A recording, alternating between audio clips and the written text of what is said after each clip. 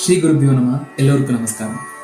இன்னைக்கு நம்ம எதை பத்தி பார்க்க போறோம்னா, இது சுதந்திர திருநாள் வாரங்கிறதுனால காஞ்சி ஸ்ரீ மகாபெரிவா நமது சுதந்திர போராட்ட வீரர்களுக்கு நிகழ்த்திய ஒரு அற்புதமான சம்பவத்தை பத்தி தான் இங்க பார்க்க போறோம்.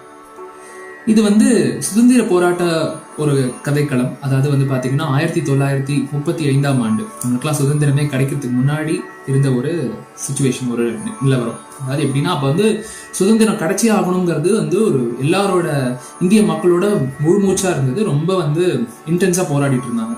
ஸோ அந்த மாதிரி ஒரு டைம்ல காஞ்சி ஸ்ரீ மகா பெரியவா 1935ஆம் ஆண்டு மிட்னாப்பூர் அப்படிங்கிற ஒரு ஊர்ல முகாமிட்டிருக்காங்க.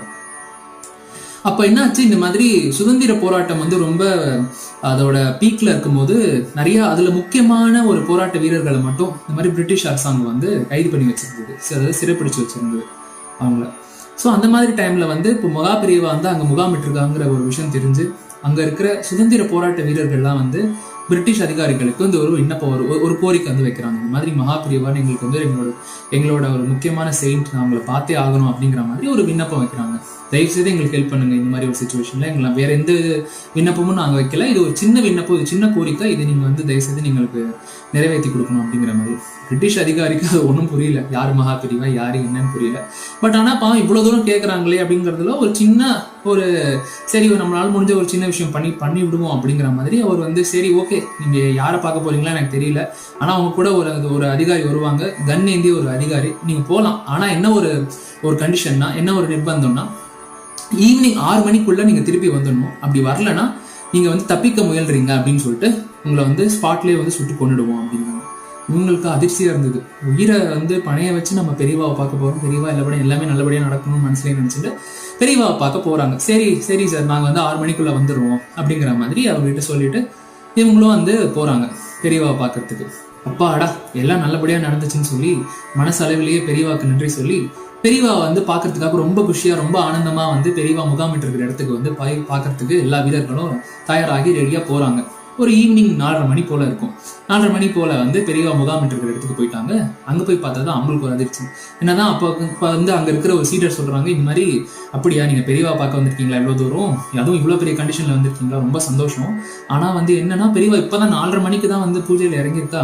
ஸோ கண்டிப்பா பெரியவா வரத்துக்கு எப்படியும் ஒரு 6-6:30 மணி ஆயிடும். ஸோ நீங்க எனக்கு ரொம்ப கஷ்டமா இருக்கு, நீங்க இவ்வளோ கண்டிஷன்லயும் நீங்க வந்திருக்கீங்க பெரியவா பார்க்கணும்னு. பட் ஆனா எனக்கு கஷ்டமா இருக்கு. ஏன்னா இப்பதான் பெரியவா 4:30 மணிக்கு தான் இறங்கியிருக்கா. ஸோ கண்டிப்பா 6 மணிக்குள்ள அவரை பாக்குறதுங்கிறது ஒரு முடியாத காரியம். நீங்க ஏன்னா போயிட்டு இன்னொரு நாள் வாங்குவோம், நான் வேணா சொல்லி வைக்கிறேன் பெரியவா கிட்ட, இது மாதிரி நீங்க வந்தீங்கன்னு சொல்லி வைக்கிறேன், நீங்க இன்னொரு நாள் வாங்குவோன்னு சொல்லுவாரு. அவளுக்கு ஒரே ஏமாற்றமா போச்சு. மனசளவுல ரொம்ப கஷ்டப்பட்டு ஏமாற்றமா போயிடுச்சு அவளுக்கு. அப்ப நினைச்சுட்டே போறா, சே இந்த மாதிரி பார்க்கலான்னு வந்தோம், இப்படி ஜஸ்ட் மிஸ் ஆயிடுச்சு அப்படிங்கிற மாதிரி மனசளவுல நினைச்சுட்டே போறா. அப்பதான் ஒரு 5:45 ஆச்சு. அந்த மாதிரி வரைக்கும் வெயிட் பண்ணிட்டு ஒரு 6 o'clock ஆனோடனே கிளம்பிட்டா. ஒரு 10 அடி எடுத்து வச்சிருப்பா. பெரியவா பூஜையை முடிச்சுட்டு வந்துட்டா. உடனே அந்த சீடர் பெரியவா கிட்ட இந்த மாதிரி வந்தா அப்படின்னு உடனே, அப்படியா, உடனே அவளை போய் கூட்டினு வா, நான் சொன்னா கூட்டு வந்தேன், உடனே கூட்டினு வா அப்படின்னு. சரி நீ இவ்வளோ எல்லாரும் நெருங்கோ, பெரியவா உங்களை கூப்பிடுறா அப்படின்னு உடனே எல்லாரும் ஓடி பெரியவா இந்த மாதிரி ஒரு கண்டிஷன் போட்டு தான் எங்களுக்கு அமைச்சிருக்காங்க. 6 மணிக்கு மேல இருந்தா எங்களுக்கு சுற்றுவோம் அப்படிங்கிற மாதிரி ஒரு கண்டிஷன்ல போட்டு தான் எங்களுக்கு அமைச்சிருக்காங்க. அதனால மணி இப்பயே 6க்கு மேல ஆயிடுத்து. ஸோ என்னது எங்களுக்கு தெரியல பெரியவா, நீங்க தான் அப்படி ரொம்ப பணிவா பேசுறாங்க பெரியவா கிட்ட. எங்களுக்கு தெரியல பெரியவா, உங்களை பார்க்கலான்னு வந்தோம். அதாவது சுதந்திர போராட்டம் ரொம்ப பயங்கரமா நடந்துட்டு இருக்கு, எப்படியாவது இந்தியாவுக்கு ஃப்ரீடம் கிடைச்சணும்னு ரொம்ப என்னென்னமோ பெரியவா கிட்ட பேசிட்டு இருக்கா. அப்போ பெரியவா அப்படியா 6 மணிக்கு மேல இருந்தா அவங்களை சுற்றுவேன் அப்படிங்கிற மாதிரி ஒரு கண்டிஷன் போட்டு வச்சிருக்காளா. நான் சொல்றேன்ல, இன்னும் நடக்காது, நீங்க இருங்கோ, நீங்க நிம்மதியா என்னை பார்த்து என்னை பார்க்கணும்னு வந்திருக்கீங்கல்ல, நிம்மதியா என்னை பார்த்துட்டு என்கிட்ட பேசிட்டு போங்க, ஒன்றும் நடக்காது, நான் இருக்கேன், காமாட்சி இருக்கா, எல்லாம் காப்பாத்தோம் அப்படின்னு சொல்றா. அவளும் சரி பெரியவாளே சொல்லிட்டா, இனிமே என்ன யோசிக்கிறதுக்குன்னு சொல்லிட்டு நான் எப்போதும் போல பெரியவா கிட்ட நம்ம நினைச்ச விஷயத்தெல்லாம் கேட்டுண்டு பெரியவா கிட்ட பிளெஸிங்ஸ் வாங்கிட்டு அப்படியே போலான்னு கிளம்புறான்னு பாக்குறா. அவங்க பிரிட்டிஷ் அதிகாரி வந்துட்டா கோவமா. என்ன ஒரு தைரியம் இருக்கணும், நான் 6 மணிக்கு மேல இருக்கக்கூடாதுன்னு சொல்லிட்டு வந்திருக்கேன், இவங்க இவ்வளவு நேரம் ஆச்சுன்னு சொல்லிட்டு கோவமா வராரு. பீக் கோவத்துல வராரு. அப்ப எவ்வளவு கோவமா வந்தாலோ அவ்வளோ கோவத்துக்குமே அப்படியே பெரியவாவோட அந்த அருள் பொருந்திய கண்களை பார்த்தோன்னே அந்த பிரிட்டிஷ் அதிகாரிக்கு என்ன பண்றதுனே தெரியல, அப்படியே திகைச்சு போய் நின்றாரு. அதாவது பெரியவா யாருன்னே அந்த பிரிட்டிஷ் அதிகாரிக்கு தெரியாது, ஆனாலுமே பெரியவாவோட அந்த அருள் பொருந்திய அந்த கண்களை பார்த்தோன்னே அப்படியே திகைச்சு போய் நின்றாரு. நின்று பாக்குறாரு.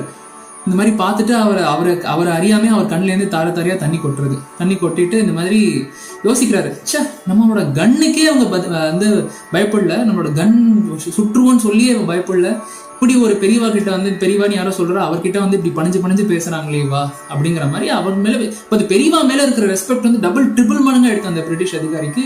இந்த மாதிரி நான் உங்களை ரொம்ப மதிக்கிறேன், உங்ககிட்ட இவ்வளோ எங்ககிட்ட இந்த கண்ணுக்கே பயப்படாதவங்க, தன்னோட உயிரையே வந்து பயப்படாம உங்ககிட்ட ஆனா பயப்படாம இருக்கிறவங்க வந்து உங்ககிட்ட இப்படி வந்து பணிஞ்சு பேசுறாங்கன்னா நீங்க எவ்வளவு பெரிய ஆளா இருப்பீங்கன்னு என்னால உணர முடியுது அப்படின்னு சொல்லிட்டு அந்த அந்த சிறை பிடிச்ச அந்த போராட்ட வீரர்களையுமே ரிலீஸ் பண்ணிட்டு, பரவாயில்ல உங்களோட இந்த இதை பார்த்து நான் ரொம்ப ஐம் ரியலி டச்ட் அப்படிங்கிறாரு.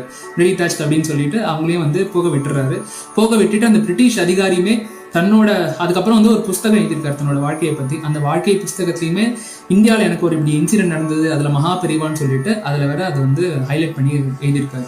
எவ்வளவு பெரிய அற்புதமான ஒரு சம்பவம் இல்லை? இது மூலம் நம்மளுக்கு என்ன தெரியுதுன்னா, பெரியவாவை மனசால வந்து நம்ம நம்பிட்டோம், சரணாகதி அடைஞ்சிட்டோம், எனக்கு என்ன பண்றதுனே தெரியல, மனசார அவரை நம்பிட்டோம்னா அந்த மகான் நமக்கு எப்போதுமே அருள் புரிவாங்கிறதுல நமக்கு எந்தவித சந்தேகமோ எந்தவித ஐயமோ நம்மளுக்கு வேண்டாங்கிறதுல 100% உறுதியா இருக்கணும்.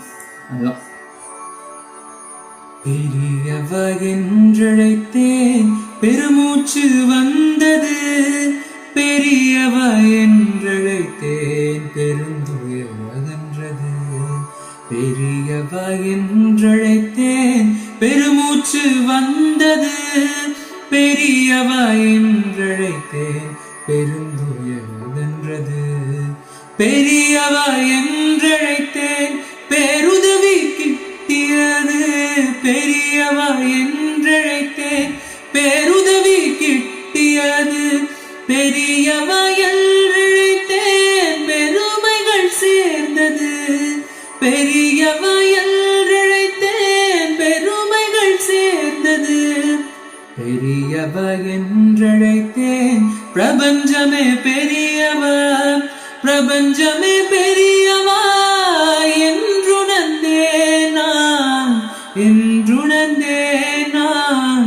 என்றுணர்ந்தேன் பெரியவா நாமமே ராமநாம நாமமே, பெரியவா நாமமே ராமகிருஷ்ண நாமமே, பெரியவா எனும் சொல்லே பேச்சானது, பெரியவா எனும் சொல்லே மூச்சானது, மூச்சானது. நன்றி. மீண்டும் ஒரு அற்புதமான பதிவுல உங்க எல்லாரையும் வந்து நான் சந்திக்கிறேன். நன்றி, வணக்கம்.